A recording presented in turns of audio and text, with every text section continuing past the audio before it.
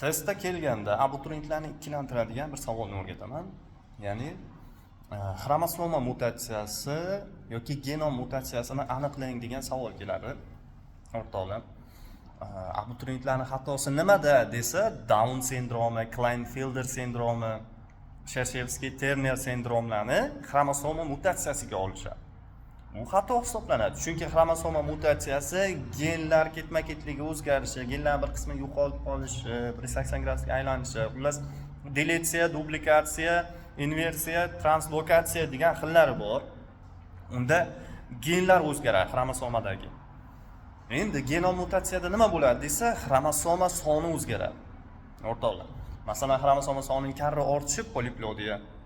Xromosoma sonining bittaga ortishi, bir juftga ortishi, bittaga kamayishi, bir juftga kamayishi bor-ku. Masalan, bittaga ortishi bo'lsa, trisomiya bo'ladi. Ikkitaga ortish bo'lsa, tetrasomiya bo'ladi. Ikkitadan ko'p ortib ketsa, polisomiya bo'ladi. Xullas, mana shular.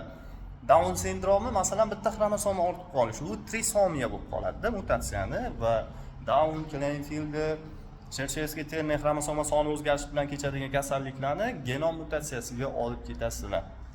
Yuqorida aytganlarim esa xromosoma mutatsiyasi bo'ladi.